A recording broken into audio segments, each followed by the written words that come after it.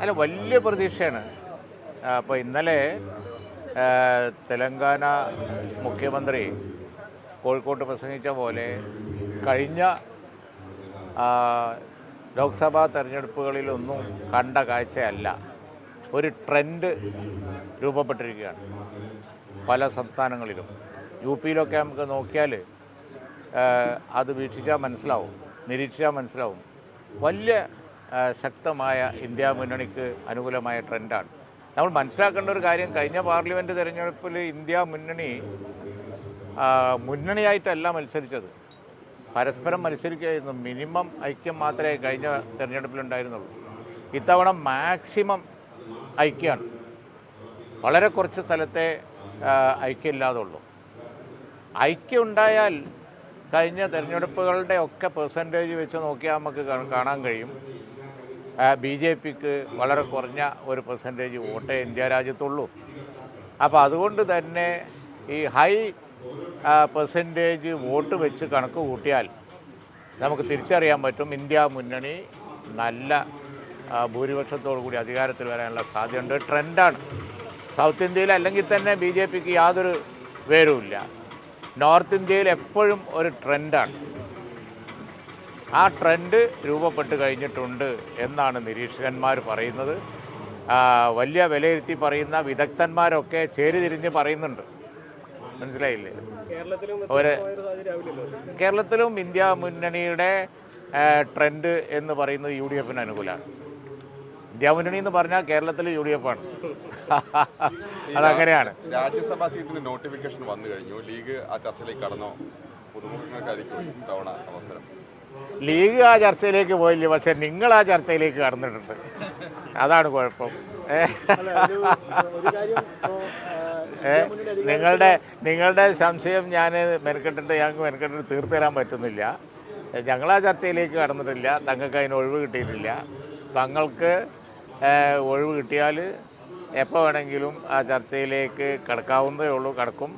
കടന്ന് വളരെ സിമ്പിളായിട്ട് തീരുമാനം എടുക്കും ആ കാര്യത്തിൽ. പക്ഷേ നിങ്ങളതിൻ്റെ ഒരുപാട് മുമ്പ് തന്നെ ചർച്ച തുടങ്ങി. നിങ്ങളെ സംശയം എന്താ അത് ചോദിക്കും, ഞാൻ അതിന് മറുപടി പറയാം. ലോക്സഭാ തെരഞ്ഞെടുപ്പിൽ നമ്മുടെ 2 സീറ്റിൽ മുതിർന്ന നേതാക്കളായിരുന്നു മത്സരിച്ചത്. അപ്പം യുവാക്കൾ വരണം എന്നൊരു ആവശ്യം പാർട്ടിക്കുള്ളിൽ തന്നെ ഉണ്ട്. അല്ല, അങ്ങനെ ഈ നടക്കാൻ പോകുന്ന ചർച്ചയെക്കുറിച്ച് എനിക്ക് പറയാൻ കഴിയില്ല. പിന്നെ അത് ചർച്ചയ്ക്ക് ശേഷം മാത്രമേ വെളിവാകുള്ളൂ. ഇന്ത്യ മുന്നണി അധികാരത്തിൽ വന്നാൽ രാജ്യസഭയിലേക്ക് താങ്കൾ പോകുമെന്നൊരു ചർച്ചയും അന്തരീക്ഷത്തിൽ ഇങ്ങനെ ഉണ്ട്. ഞാൻ പോകുന്നു. അതിന് മറുപടി പറയാം. ഞാനിത് പല പ്രാവശ്യം നിങ്ങൾ എന്നോട് ചോദിച്ചതാണ്. കുറേ ഒഴിഞ്ഞു മാറാൻ നോക്കി.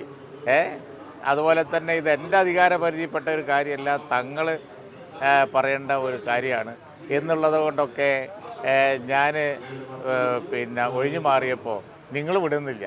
നിങ്ങൾ പിന്നെയും അതിനെപ്പറ്റി മറുപടി പറയാൻ അതിന് കഥകളുണ്ടാക്കുകയാണ്. അപ്പോൾ അതുകൊണ്ട് ഞാൻ ഇന്ന് തങ്ങളുമായിട്ട് സംസാരിച്ചു. ക്ലിയർ ആയിട്ടാണ് പറഞ്ഞേക്കാം, ഞാനില്ല. സംശയമില്ല. ഏതെങ്കിലും ഒരു വാചകത്തിന് വല്ല കുഴപ്പമുണ്ടെങ്കിൽ അത് വെച്ച് നിങ്ങൾ വാർത്ത ഉണ്ടാക്കുമെന്ന് എത്ര ക്ലിയറായി. അത് പറയാനുള്ള ഒരു പെർമിഷൻ ഞാൻ പ്രസിഡൻ്റ് അടുത്ത് തങ്ങളുടെ അടുത്ത് വാങ്ങിയിട്ടുണ്ട്. അങ്ങനെ തന്നെ പറയാണ്. എനിക്ക് ആവശ്യത്തിന് എടുക്കാനുള്ള പണി ഇപ്പോൾ അവിടെ ഉണ്ട്. അതുകൊണ്ട് ഞാൻ ആ പണിയിൽ വ്യാപൃതനാണ്. ഞാൻ ഏതായാലും ഇല്ല.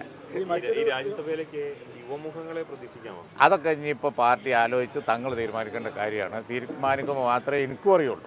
അതിനുമുമ്പ് എനിക്കും അറിയില്ല. രാഹുൽ ഗാന്ധി തിരഞ്ഞെടുക്കുകയാണെങ്കിൽ ഈ ലീഗ് 3ാം സീറ്റ് എന്ന ആവശ്യം വീണ്ടും ഉന്നയിക്കുമോ വയനാട്ടിൽ? അതിന് സാധ്യതയില്ല. അങ്ങനെ ഇല്ല. കാരണം എന്താ വെച്ചാൽ ഞങ്ങളൊരു തീരുമാനം ആയതാണല്ലോ. അങ്ങനെ ഒരു സാഹചര്യം ഇപ്പം ഇല്ല. അത് നമ്മൾ ഒരു ചർച്ചയ്ക്ക് വിടേണ്ട കാര്യമില്ല. അതുപോലെ അതിനെപ്പറ്റി ഇനി ഒരു സംശയം പ്രചരിപ്പിക്കേണ്ട കാര്യമില്ല. യു ഡി എഫ് തലത്തിൽ കാര്യങ്ങളൊക്കെ തീരുമാനമായതാണ്. ഈ ലീഗിന് രാജ്യസഭയാണ്. രാജ്യസഭയിലേക്ക് സമയമാകുമ്പോൾ തങ്ങൾ ആളെ പ്രഖ്യാപിക്കും.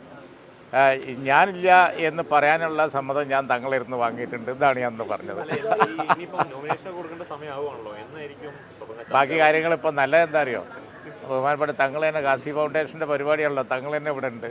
ബാക്കി നിങ്ങൾ തങ്ങളോട് ചോദിച്ചാൽ മതി. ഞാൻ തങ്ങളോട് പറഞ്ഞു. ഇപ്പോൾ പത്രക്കാരെന്നെ കാത്തിക്കണ്. മിക്കവാറും ഞാൻ രാജ്യസഭയിൽ പോകുന്നുണ്ടോ എന്ന് ചോദിക്കാനായിരിക്കും. ഇല്ലയെന്ന് ഞാനൊന്ന് പറഞ്ഞോളാൻ പറഞ്ഞു. ബാക്കി നിങ്ങൾ തങ്ങളോട് ചോദിച്ചാൽ മതി. അല്ല, +1 സീറ്റിൻ്റെ കാര്യത്തിൽ ഞങ്ങൾ നാളെ പ്രക്ഷോഭം തുടങ്ങുകയാണ്. ഞങ്ങൾ വളരെ ശക്തമായ തുടർ പ്രക്ഷോഭങ്ങൾ ഞങ്ങൾ നടത്തും. കാരണം എന്താ വെച്ചാൽ രക്ഷിതാക്കളുടെ ഈ കണ്ണീർ ഏറ്റെടുക്കാതിരിക്കാൻ ഞങ്ങൾക്ക് കഴിയില്ല. അതുകൊണ്ടാണ്. അതല്ല സാഹിബ്, അപ്പം ഈ മന്ത്രി ഓൾറെഡി പറഞ്ഞു കഴിഞ്ഞു, കാരണം ഇതിൽ ഇനി പ്രത്യേകിച്ച് മാറ്റങ്ങളൊന്നും ഉണ്ടാകില്ല. കാരണം നിങ്ങൾ ഉന്നയിക്കുന്ന ആരോപണങ്ങളൊക്കെ രാഷ്ട്രീയ പ്രേരിതമാണ് എന്നുള്ളത്. പിന്നെ ഇതിലെന്താണ് ഒരു പോസിബിലിറ്റി? അല്ല, ജനാധിപത്യമല്ലേ. ജനാധിപത്യമാകുമ്പോൾ നമുക്ക് പറയാലോ. അതിൽ ന്യായം ഉണ്ടെങ്കിൽ തിരുത്തൽ അവരുടെ കടമയാണല്ലോ. ഞങ്ങൾ മന്ത്രിയോട് പറയും, ബഹുമാനപ്പെട്ട മുഖ്യമന്ത്രിയോട് പറയും. ഇത്രയും കണ്ണീരൊഴുക്കുന്ന രക്ഷിതാക്കളും കുട്ടികളും ഉണ്ടാകുമ്പോൾ അവർക്കൊരു മനംമാറ്റം വരും എന്നാണ് ഞങ്ങളുടെ പ്രതീക്ഷ. അതൊരു ഭാഗത്ത് നടക്കുന്നുണ്ടല്ലോ. കോടതിയിൽ ആൾറെഡി കേസുണ്ട്. കോടതി തന്നെ ചോദിച്ചു, പെറ്റീഷനുമായിട്ട് വന്നിട്ട് വേണോ പഠിക്കാനുള്ള അവസരം ഒരുക്കാൻ എന്നുള്ളത്. അതുകൊണ്ട് ന്യായമായൊരു സംഗതി പിന്നെ ഗവൺമെൻറ് പിന്നെ ഒരു പിടിവാശി കാണിച്ച് ഇരിക്കും എന്ന് ഞാൻ കരുതുന്നില്ല. ഇരിക്കുന്നത് അഭികാമ്യമല്ല. അത് അവർ തിരുത്തുമെന്നാണ് പ്രതീക്ഷ. എന്ന് പറയുന്നത് UDF അനുകൂലമാണ്. ഇന്ത്യ മുന്നണി എന്ന് പറഞ്ഞാൽ കേരളത്തിൽ UDF ആണ്. അതങ്ങനെയാണ്. രാജ്യസഭാ സീറ്റിന്റെ നോട്ടിഫിക്കേഷൻ വന്നു കഴിഞ്ഞു. ലീഗ് ആ ചർച്ചയിലേക്ക് കടന്നോ? പുതുമുഖങ്ങൾക്കായിരിക്കും തവണ അവസരം. ലീഗ് ആ ചർച്ചയിലേക്ക് പോയില്ല, പക്ഷെ നിങ്ങൾ ആ ചർച്ചയിലേക്ക് കടന്നിട്ടുണ്ട്. അതാണ് കുഴപ്പം. നിങ്ങളുടെ സംശയം ഞാൻ ഞങ്ങൾക്ക് മെനക്കെട്ടിട്ട് തീർത്തു തരാൻ പറ്റുന്നില്ല. ഞങ്ങൾ ആ ചർച്ചയിലേക്ക് കടന്നിട്ടില്ല. തങ്ങൾക്ക് അതിന് ഒഴിവ് കിട്ടിയിട്ടില്ല. തങ്ങൾക്ക് ഒഴിവ് കിട്ടിയാൽ എപ്പോൾ വേണമെങ്കിലും ആ ചർച്ചയിലേക്ക് കടക്കാവുന്നതേ ഉള്ളൂ. കടന്ന് വളരെ സിമ്പിളായിട്ട് തീരുമാനം എടുക്കും ആ കാര്യത്തിൽ. പക്ഷേ നിങ്ങളതിൻ്റെ ഒരുപാട് മുമ്പ് തന്നെ ചർച്ച തുടങ്ങി. നിങ്ങളെ സംശയം എന്താ അത് ചോദിക്കും, ഞാൻ അതിന് മറുപടി പറയാം. ലോക്സഭാ തെരഞ്ഞെടുപ്പിൽ നമ്മുടെ 2 സീറ്റിൽ മുതിർന്ന നേതാക്കളായിരുന്നു മത്സരിച്ചിരുന്നത്. അപ്പം യുവാക്കൾ വരണം എന്നൊരു ആവശ്യം പാർട്ടിക്കുള്ളിൽ തന്നെ ഉണ്ട്. അല്ല, അങ്ങനെ ഈ നടക്കാൻ പോകുന്ന ചർച്ചയെക്കുറിച്ച് എനിക്ക് പറയാൻ കഴിയില്ല. പിന്നെ അത് ചർച്ചയ്ക്ക് ശേഷം മാത്രമേ വെളിവാകുള്ളൂ. ഇന്ത്യ മുന്നണി അധികാരത്തിൽ വന്നാൽ രാജ്യസഭയിലേക്ക് താങ്കൾ പോകുമെന്നൊരു ചർച്ചയും അന്തരീക്ഷത്തിൽ ഇങ്ങനെ ഉണ്ട്. ഞാൻ പോകുന്നു. അതിന് മറുപടി പറയാം. ഞാനിത് പല പ്രാവശ്യം നിങ്ങൾ എന്നോട് ചോദിച്ചതാണ്. കുറേ ഒഴിഞ്ഞു മാറാൻ നോക്കി. അതുപോലെ തന്നെ ഇത് എൻ്റെ അധികാര പരിധിപ്പെട്ട ഒരു കാര്യമല്ല, തങ്ങൾ പറയേണ്ട ഒരു കാര്യമാണ് എന്നുള്ളത് കൊണ്ടൊക്കെ ഞാൻ പിന്നെ ഒഴിഞ്ഞു മാറിയപ്പോൾ നിങ്ങൾ വിടുന്നില്ല. നിങ്ങൾ പിന്നെയും അതിനെപ്പറ്റി മറുപടി പറയാൻ അതിന് കഥകൾ ഉണ്ടാക്കുകയാണ്. അപ്പോൾ അതുകൊണ്ട് ഞാൻ ഇന്ന് തങ്ങളുമായിട്ട് സംസാരിച്ചു. ക്ലിയർ ആയിട്ടാണ് പറഞ്ഞേക്കാം, ഞാനില്ല. സംശയമില്ല. ഏതെങ്കിലും ഒരു വാചകത്തിന് പിന്നെ വല്ല കുഴപ്പമുണ്ടെങ്കിൽ അത് വെച്ച് നിങ്ങൾ വാർത്ത ഉണ്ടാക്കുമെന്ന് എത്ര ക്ലിയറായി. അത് പറയാനുള്ള ഒരു പെർമിഷൻ ഞാൻ പ്രസിഡൻ്റ് അടുത്ത് തങ്ങളുടെ അടുത്ത് വാങ്ങിയിട്ടുണ്ട്. അങ്ങനെ തന്നെ പറയാണ്. എനിക്ക് ആവശ്യത്തിന് എടുക്കാനുള്ള പണി ഇപ്പോൾ അവിടെ ഉണ്ട്. അതുകൊണ്ട് ഞാൻ ആ പണിയിൽ വ്യാപൃതനാണ്. ഞാൻ ഏതായാലും ഇല്ല. ഈ രാജ്യസഭയിലേക്ക് യുവമുഖങ്ങളെ പ്രതീക്ഷിക്കാമോ? അതൊക്കെ ഇനിയിപ്പോൾ പാർട്ടി ആലോചിച്ച് തങ്ങൾ തീരുമാനിക്കേണ്ട കാര്യമാണ്. തീരുമാനിക്കുമ്പോൾ മാത്രമേ എനിക്കും അറിയുള്ളൂ. അതിനുമുമ്പ് എനിക്കും അറിയില്ല.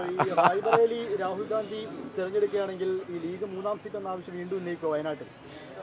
അതിന് സാധ്യതയില്ല. അങ്ങനെ ഇല്ല. കാരണം എന്താ വെച്ചാൽ ഞങ്ങളൊരു തീരുമാനം ആയതാണല്ലോ. അങ്ങനെ ഒരു സാഹചര്യം ഇപ്പം ഇല്ല.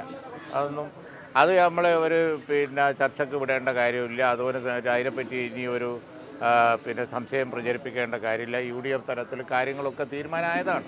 ഈ ലീഗിന് രാജ്യസഭയാണ്. രാജ്യസഭയിലേക്ക് സമയമാകുമ്പോൾ തങ്ങൾ ആളെ പ്രഖ്യാപിക്കും. ഞാനില്ല എന്ന് പറയാനുള്ള സമ്മതം ഞാൻ തങ്ങളിരുന്ന് വാങ്ങിയിട്ടുണ്ട്. ഇതാണ് ഞാൻ അന്ന് പറഞ്ഞത്. ബാക്കി കാര്യങ്ങൾ ഇപ്പം നല്ലതെന്താ അറിയോ? ബഹുമാനപ്പെട്ട തങ്ങൾ തന്നെ ഗാസി ഫൗണ്ടേഷൻ്റെ പരിപാടിയാണല്ലോ. തങ്ങൾ തന്നെ ഇവിടെ ഉണ്ട്. ബാക്കി നിങ്ങൾ തങ്ങളോട് ചോദിച്ചാൽ മതി. ഞാൻ തങ്ങളോട് പറഞ്ഞു. ഇപ്പോൾ പത്രക്കാരെന്നെ കാത്തിക്കണ്. മിക്കവാറും ഞാൻ രാജ്യസഭയിൽ പോകുന്നുണ്ടോ എന്ന് ചോദിക്കാനായിരിക്കും. ഇല്ല എന്ന് ഞാനൊന്ന് പറഞ്ഞോളാൻ പറഞ്ഞു. ബാക്കി നിങ്ങൾ തങ്ങളോട് ചോദിച്ചാൽ